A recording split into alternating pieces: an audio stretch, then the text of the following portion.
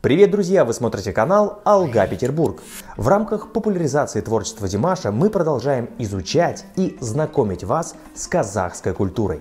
За прошедший год мы узнали много казахских слов, традиций и личностей, которые внесли свой вклад в культурное наследие этой страны. После выхода фильма на нашем канале «Дамбра казахская» мы получили очень много положительных и теплых отзывов и решили не останавливаться. И сегодня я познакомлю вас с еще одним героем, чье имя неразрывно связано с казахской музыкой и ее традициями. Это Дина Нурпеисова. Дина Нурпеисова – это не просто знаменитый казахский композитор и исполнитель на дамбре. Это уникальная женщина, прошедшая голодомор, войны, смерть детей и при этом не потерявшая любовь к творчеству, людям, любимой работе и, конечно же, музыке. Такой пример актуален для нас сейчас как никогда. О ней и будет мой рассказ. Смотрим.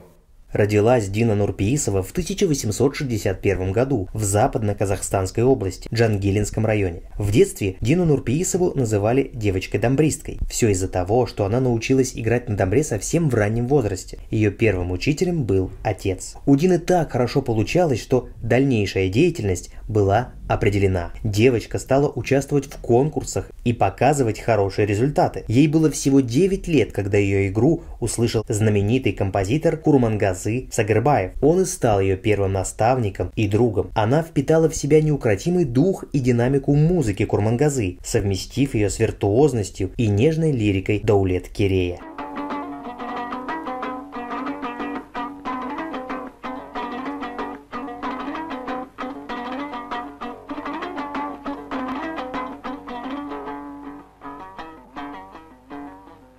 Как о своей дружбе с великим композитором Курмангазы вспоминала сама Дина. Его голос звенел молодо, дамбра под его опытными руками звучала ярко. Я была поражена силой и страстностью исполнения. На празднике состязались в умении петь и играть. Я боялась принять участие в состязании, но меня уговорили. И я сыграла один из кюев Курмангазы. Он внимательно слушал меня, и после мне передавали его похвалы. Так началась моя дружба с великим учителем. 11 лет длилась она, и каждая встреча обогащала меня. Каждый раз я училась чему-нибудь новому у великолепного мастера дамбры. Он любил слушать мою игру и не раз называл меня своей лучшей ученицей. Каждое указание, сделанное им, было для меня законом. Седой, но добрый старик учил любить свой народ и прислушиваться к нему. В 19 лет она вышла замуж. У нее родился сын Нурпеис. Он скончался в 14 лет. И после вместо фамилии Дина взяла имя умершего сына. Так она стала Нурпеисовой. Дина дважды была замужем, растила детей, но игру на дамбре и сочинение кюев не оставила. В 1937 году Дину Нурпеисову по поручению Ахмета Жубанова отыскал в Астраханской области и увез в Алмату дамбрист Смагул Кашыкбаев. И в том же году народная любимица добилась признания всей страны. Жюри единодушно присвоило ей первое место исполнительницы на республиканском слете народных талантов.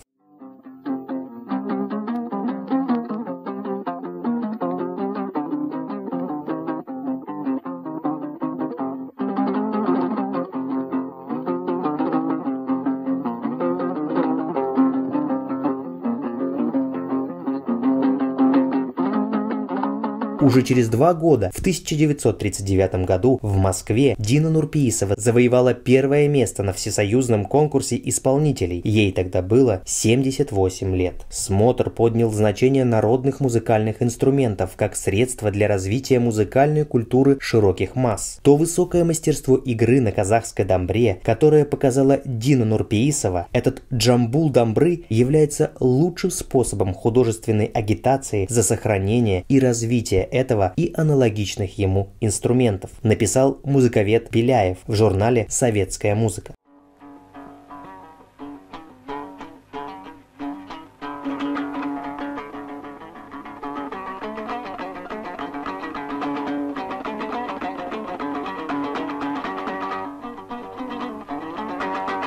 Творчество Нурпеисовой было особенным и разнообразным. Это отмечали не только поклонники, но и знаменитости. Музыка была жизнью для композитора. В ней она воплощала все, о чем думала, переживала и мечтала. Свой последний концерт Дина Нурпеисова дала в 1952 году. На тот момент ей был 91 год. Она прожила долгую жизнь и прославилась не только виртуозной игрой на домбре, но и сочинением кюев, таких как «Бул-Бул», «Байжума», «Жигер», «Той-Бастар», 1916 год и многих других. Дина, начав свою деятельность в окружении любимых учителей и наставников, прошла через все трудности и испытания. И в мирное послевоенное время как бы из рук в руки передала великое достижение классиков домбрового искусства. В своих интерпретациях Дина точно сохраняла темы кюи, все особенности формы, но в то же время она драматизировала все музыкальные образы и исполняла кюи в присущей ей яркой, виртуозной, психологически напряженной манере, ломая присущую кюям уравновешенность, делая их ритмически обостренными, темпово неустойчивыми, с более активным развитием.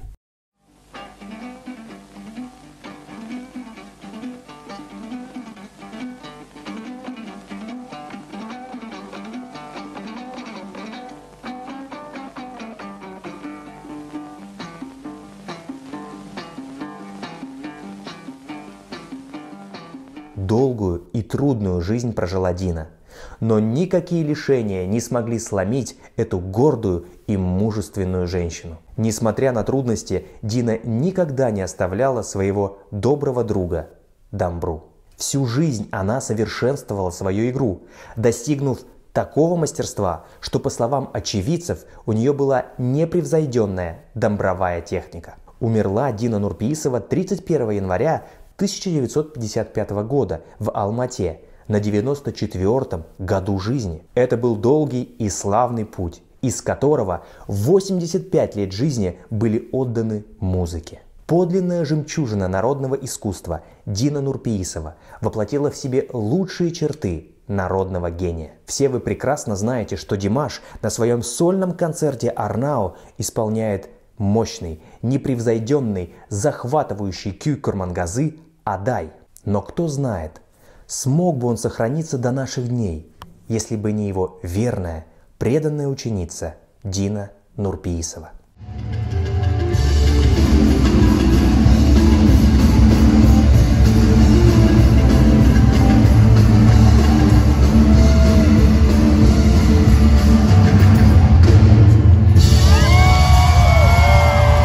Подпишитесь на канал, если хотите вместе с нами изучать феномен Димаша Кудайбергена. Нажмите колокольчик, если готовы получать новый обзор первым. И не забудьте поделиться этим видео с друзьями. Пусть о казахском феномене узнают все.